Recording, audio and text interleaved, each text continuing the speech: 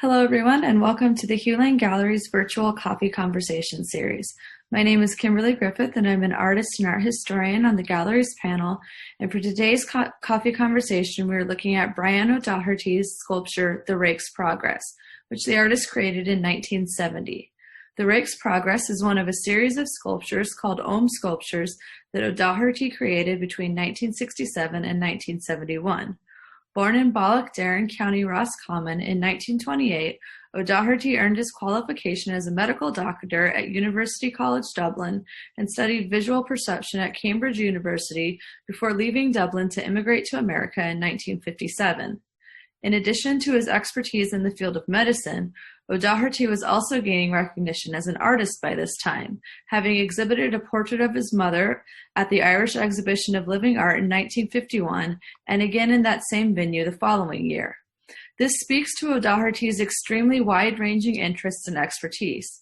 Described by many as a polymath or a Renaissance man, O'Doherty's multiple proclivities are perhaps what led him to become a pioneering figure in New York's art scene in the 1960s, where he was one of the founders of the postmodern field of conceptual art. We'll talk more about how conceptual art is more or less defined in a bit, but to begin, let's take a closer look at the Rake's progress.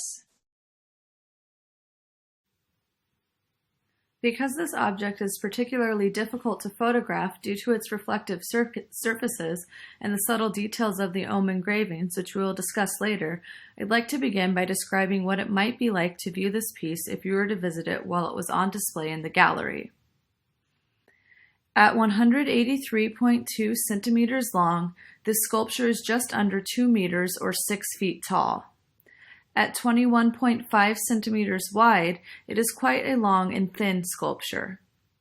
Its depth, or the distance it comes out from the wall when mounted to it, is about 10 centimeters.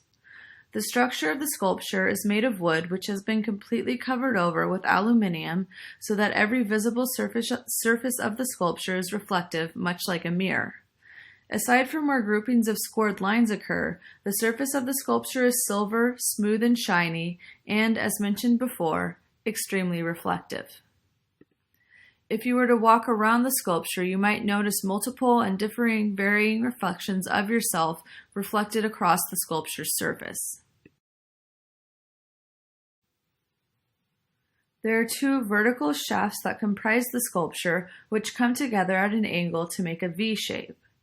The base or point of this V shape is anchored to the wall so that the long, slender wings of the face of the V face out towards the viewer. At varying points down the length of the sculpture, both shafts are scored with groups of short, straight, or diagonal lines that run perpendicular to the length of the sculpture. These lines can be found on the edge of the sculpture that is furthest from the wall, which forms the edge of one of the shafts and is shaped like a very long, thin rectangle. The scored lines can also be found along the ditch of the V shape formed where the two shafts meet and connect to the wall. These markings occur on the shaft that is almost parallel to the wall. The marks are also reflected onto the shaft on the other side of the V ditch so that they are repeated in various formations depending upon where you are standing while looking at the sculpture. Names for the Ogham sculptures reflect the wide range of O'Doherty's interests and inspirations, ranging from things like the color spectrum to pre-language utterances of small children to even political events in Cambodia.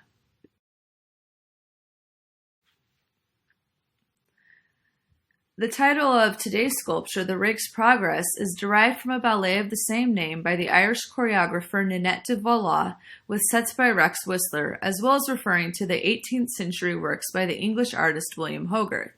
The series by Hogarth shows the decline and fall of Tom Rakewell, the spendthrift son and heir of a rich merchant who comes to London, wastes all his money on luxurious living, prostitution, and gambling, and as a consequence is imprisoned in the Fleet Prison and ultimately in Bethlehem Hospital. The original paintings are in the collection of Sir John Sloane's Museum in London, where they are normally on display for a short period of time each day.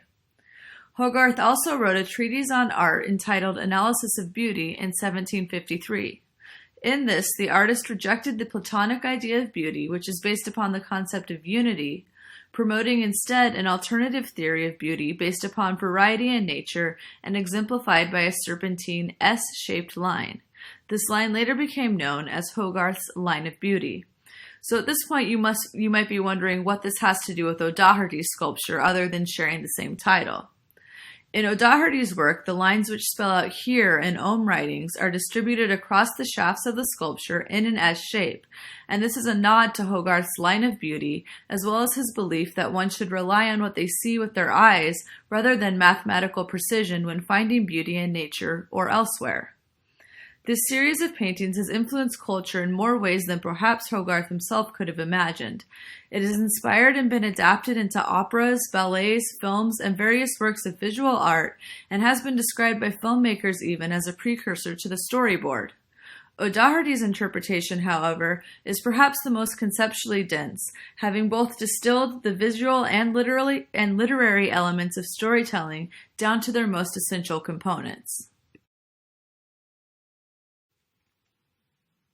As I mentioned, in the title of the Rake's Progress and O'Doherty's sculpture, we can also infer a nod to the eponymous ballet composed by Gavin Gordon and choreographed by Irish ballerina and choreographer Ninette de Valois, and with artistic direction by the painter Rex Whistler.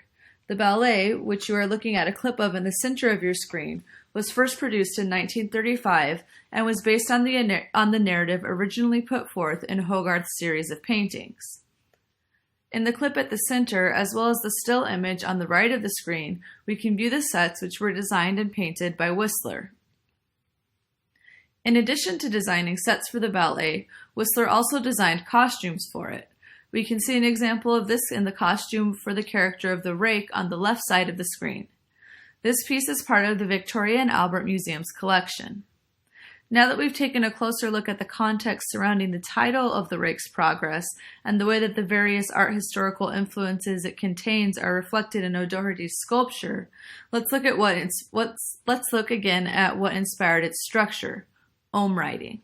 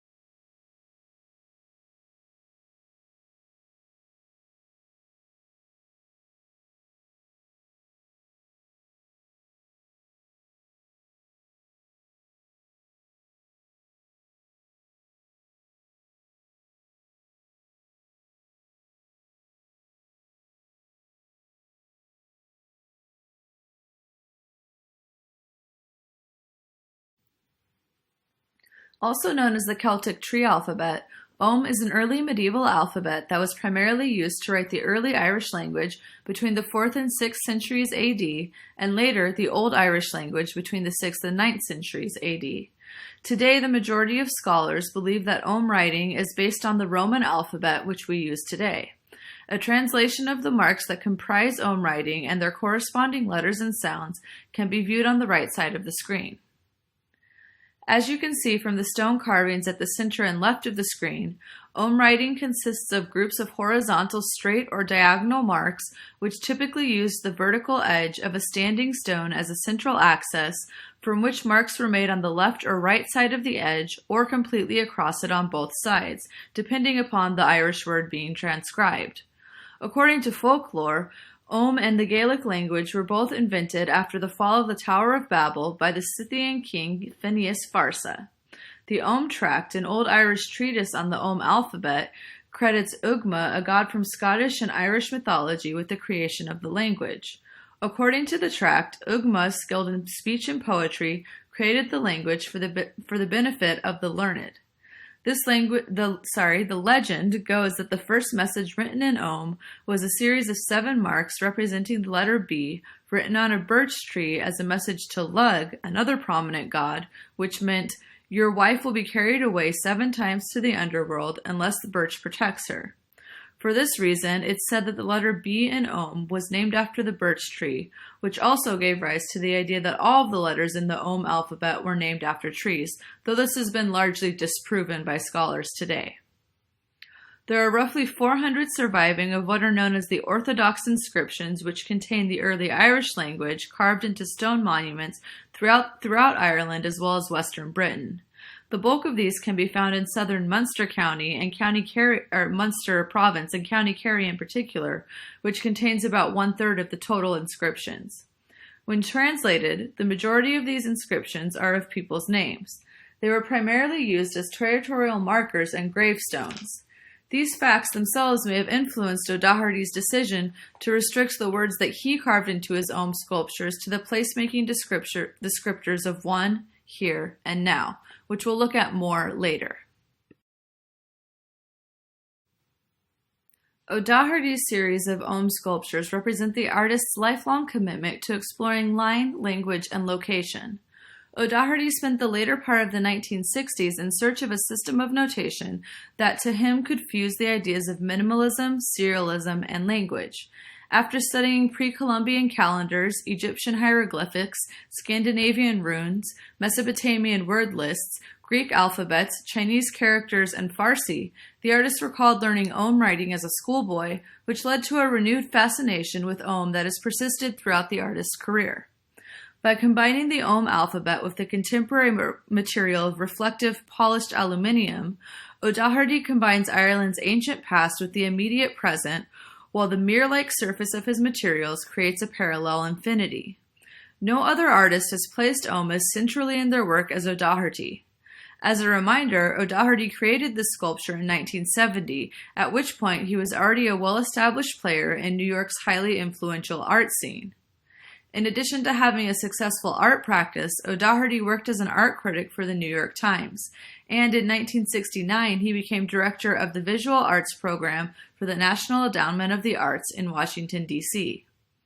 Later, he transitioned to director of media arts in order to encourage new developments in film and video work, a medium that he also worked in. O'Doherty remained active in the Irish art scene as well as one of the 3 curators of the Irish International Contemporary Art Exhibition, ROSC 71. His connections to the National Endowment for the Arts in America helped O'Doherty to ensure that a show featuring the work of over 20 contemporary Irish artists from the exhibition traveled to America, being shown in Boston, Washington, D.C., and Philadelphia. Due in large part to his enduring connection to Ireland, O'Doherty brought New York conceptualism and minimalism into contact with distinctly Irish histories, environments, and visual traditions, especially through his Ogham sculptures and later his Ogham drawings and paintings. This led to a sort of cultural exchange between postmodernism in America and in Ireland, with O'Doherty acting as its sentient vessel. This also helped to encourage the emergence of new contemporary art practices in Ireland, while exposing America to developing experimental art practices in O'Doherty's birth country. Postmodernism and its preoccupations with things like identity, perception, language, power, and history allowed Irish artists to deal with aspects of Irish culture, life, and politics in a way that the aloofness of modernism and its ideas could not. O'Doherty has translated Ogham into other media as well, including drawings and paintings, which he continues to make today. This is Ogham on Broadway, painted by the artist in 2003. As mentioned earlier, in New York, O'Doherty became a pioneering figure of the conceptual art movement, which rejected the traditional idea of the artwork as a completed, unique object meant to produce and convey both wealth and status, in favor of forms which depend on the viewer's mental participation for their existence. An example of this, O'Doherty has stated of his own drawings and sculptures that, and I quote, "Information planes are distributed throughout the work, so there's a definite sense of release of information if a person works at it, thus encouraging an engagement between the viewer with the concepts inherent in the work of art, as opposed to creating a work of art that's merely meant to be aesthetically pleasing." The Tate Museum defines conceptual art as art for which the idea or concept behind the work is more important than the finished art object. Conceptual art can be and can look like almost anything.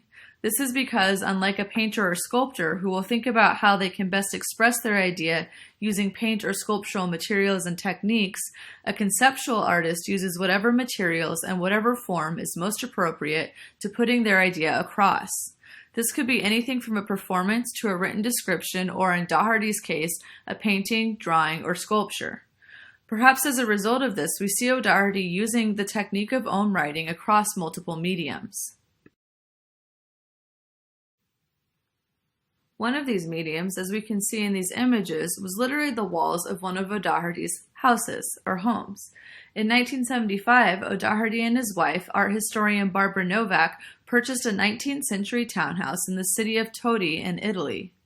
Today, the house is known as La Casa Dipinta, or the Painted House, because from about 1976 onwards, O'Doherty has been filling the walls of the house with murals, many of which can be placed within the artist's Ogham series. This has been an ongoing project since the artist and his wife purchased the house, with the couple often returning in summer to stay in Todi, during which time O'Doherty often adds to the house's murals. In 2011, the house was open to the public, where people were able to request special tours to visit it and experience one of the only site-specific examples of the artist's Ogham series. And we can see that in particular in the painting on the lower left-hand side of the screen, in which the artist has put Ogham markings around the entryway leading from the kitchen into the dining area. We can also see it in the image on the upper, sorry, that was the lower left there. And now if we look on the upper right of the screen, we can see a singular Ogham painting located behind a window or opening. Another example of O'Doherty's site-specific Ogham paintings and murals is available at the Sirius Art Center in Cobh in O'Doherty's installation One Here Now.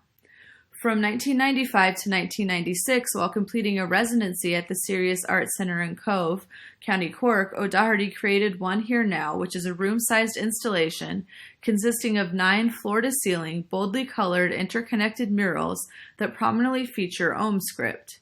As art historian Dorothy Walker puts it, in 1996, Patrick Ireland completed what amounted to a synthesis of his concerns as an artist, bringing home the Ogham alphabet that had served him so well in the minimalist period in New York.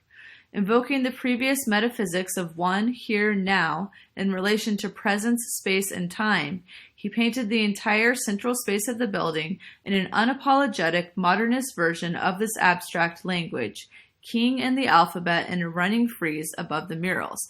So we're looking at a section of this on our screen now. In 2004, Miranda Driscoll took over as director of the Sirius Art Center and learned of these murals, which had at that point become hidden behind the layers of paint and wallpaper of years of exhibitions. Driscoll decided to take on an ambitious project then to restore them in the space, which reopened in 2018 on O'Doherty's 90th birthday. One Here Now was made as a response to the history of the building when it was originally created by O'Doherty in 1996. A former yacht club built by British colonizers, the Sirius Art Center is the last visible point of a town that served as a central port for Irish citizens immigrating to the United States from the late 1800s until the mid-1950s. When the artist himself first left Ireland for New York at age 28, it was from Cobh Harbor that he departed. Walking down towards the boat, he recalled, "I felt I was walking in the footsteps of tens of thousands of people, grieving, suffering, leaving, never seeing their people again, waving goodbye." In 1972, as a patriotic gesture in response to Bloody Sunday and the political and civil unrest in Northern Ireland, O'Doherty performed Name Change at Project Art Centre in Dublin, which was part of the annual Irish exhibition of living art. After a performance of the Ogham Valois, the artist changed his name from Brian O'Doherty to Patrick Ireland in the presence of a notary public. The masked, reclining artist was then painted orange and green by fellow artists Robert Ballet and Brian King, giving him the appearance of an atrocity victim. This was also the first recorded example of performance art in Ireland. For the next 36 years, Brian O'Doherty published writing as an art critic under that name, while continuing to work as an artist under the name Patrick Ireland. On 20th May 2008, 10 years after the Good Friday Agreement, the effigy of Patrick Ireland was placed in a coffin and symbolically buried, and this identity was waked and buried in the formal gardens of Emma, where we can, I believe, see the gravestone there still today. During this performance, called The Burial of Patrick Ireland, the artist reassumed his birth name, Brian O'Doherty, which he has resumed creating art under into today. Returning now to the object of our conversation, we might begin to decipher some of the multiple layers of meaning contained within this deceivingly minimalistic sculpture. First, let's take note again of the Ogham markings. In studying Ogham, O'Doherty noticed that the markings are usually contained within groups of 4, similar to the most common time signature in musical notation, which breaks down a composition into 4-note measures. The minimalism of the sculpture's simple lines and forms also suggests musical notation, in which each individual note is framed in silence. Visual noise is then created through the multiple reflections of the Ogham markings, which are created by the aluminium surface and its V-shape. O'Doherty has continued this conceptual preoccupation with sound in his Ogham drawings in particular, in a series of prints produced by Dublin's Stony Road Press. Back to the sculpture, though, let's take some time now to consider the material from which it is constructed, as this was no doubt an acutely specific choice that the artist made. One of the recurring themes in O'Doherty's work is the idea of infinity and the different ways in which infinity is perceived by individuals. In her excellent essay on O'Doherty's Ogham sculptures, Brenda Moore McCann writes, "Each surface of the wooden support is covered with a thin sheet of polished aluminium, across which reflections, including that of the viewer, slide as if across water, shifting attention from the object to the process of looking. If a narrative exists here, it is one of perception itself." O'Doherty himself has described the process of inscribing the mirrored surfaces with Ogham writing as akin to writing on water, which is itself a reference to the Keats quote, "Here lies one whose name is writ on water." The mirrored shafts, placed together at a 90-degree angle, create infinitesimal reflections of both the viewer and the marks that make up the Ogham writing. As the viewer's reflection merges with the reflections of the markings, the perceiver and the perceived become, in a sense, fused, part of the same visual space. The reflection this produces causes the viewer to ponder their location and, as a result, notions of the self. Referring to his Ogham sculptures, O'Doherty has stated, "I wouldn't be ashamed of saying there's a kind of checked transcendentalism built into these pieces. They begin in literalness and end somewhere else, but it doesn't depend on me." There is a sense of concern, then, with the reception and the power that it gives to the viewer. However, the power of the viewer is also called into question by the function of the mirrored surface.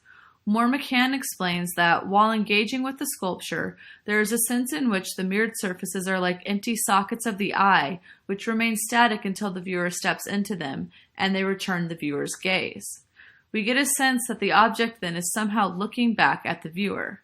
In this way, the sculpture acts as a proxy for the invisible artist, O'Doherty himself, accentuating the sense of the shared role of both creator and receiver of the piece in the creation of meaning.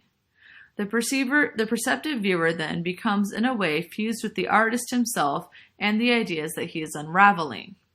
To once again quote Ms. Moore McCann, the sculpture thus disrupts traditional modes of viewing where the self is thought to direct or control the process. In so doing, it provokes the gradual realization that perception itself is the subject of the work. The piece and its conceptual language cuts across the disciplines of linguistics, philosophy, psychology, and aesthetics, making it a truly transdisciplinary object that is, no pun intended, reflective of O'Doherty's widely ranging interests and preoccupations. Dorothy Walker, one of the greatest historians of Ireland's burgeoning modern and contemporary art movements, believes that Brian O'Doherty's Ogham sculptures invoke the linearity of his Celtic roots. She writes, "It is a noticeable element in Celtic art and in subsequent forms of Irish art that linear forms come naturally to Irish artists, and that, furthermore, linearity is open-ended with no beginning and no end, the only closed form being the circle. These structures occur in many forms of art, both ancient and modern." O'Doherty used the alphabet as a perfect minimalist tool. While these drawings appeared to be merely sets of straight strokes, they were in fact words with specific meanings. Ogham allowed O'Doherty to combine his interests in minimal and conceptual systems of expression with the senses and language. These concerns were at the center of critical thinking among the 1960s avant-garde, of whom O'Doherty was, as mentioned, a pioneering figure. Narrowing his parameters even further, O'Doherty focused extensively on Ogham's vowels, A, O, U, E, and I, as well as three words, one, here, and now. The focus on inscribing these words using Ogham writing allowed the artist to meditate on concerns relating to identity, place, and time, which have been primary aims of the artist's practice throughout his long career. One here now is a recurrent refrain in O'Doherty's work from 1967 onwards. One is unity, here is position, and now collapses past and future into the present. O'Doherty's Ogham sculptures differ from other conceptual art then, in that they utilize language as its basis, but we can't easily read the language the way that we would a traditional text because the language of Ogham is of course not widely known or used. This creates a boundary to written communication that, somewhat paradoxically, allows language to be subverted to drawing. We can look at the inscription on the Ogham sculptures as abstract images then, which happen to also be an alphabet. Brenda Moore McCann writes, "They insistently convey that neither words nor images adequately reflect the world they try to describe, but are rather systems of signs that constitute our understanding of it." And to return once more to the words of Dorothy Walker, it is as if the artist was trying to dissect the very essence of art and get indications of it down on paper, so that while he makes use of language to convey his discoveries, he is afraid of the impurities of language. He will, paradoxically, tell it in an unknown language. He can describe his silence without breaking it. In doing this, O'Doherty's Ogham sculptures and the entire Ogham series of works, by extension, move beyond formal aesthetic minimalism into the realm of conceptual art, embedded as they are in a postmodern concern with language. Looking specifically at the language employed in the Rake's process, the here inscriptions signify place and also assume a binary location of there. As we know, here is inscribed in several places throughout the sculpture, so that when we move from one inscription to another and around the different faces of the sculpture, here transforms to there continuously, so that not only are we enveloped in the infinity of reflections discussed earlier, we become also displaced from location and perhaps again even identity. That is, if we take the time and initiative to peer into the depths of the sculpture's multiple reflections. I'd like to conclude our conversation by citing a recent interview in which O'Doherty was asked what he thinks of the current contemporary art scene in Ireland. In response to this question, the artist enthusiastically responded, "They're terrific. I'm very impressed. Ireland is finally showing its long-suppressed visual potential." Thanks everyone for tuning in to this week's Coffee Conversation, and for more information on upcoming gallery programs, you can please visit huelane.ie/education. Thank you.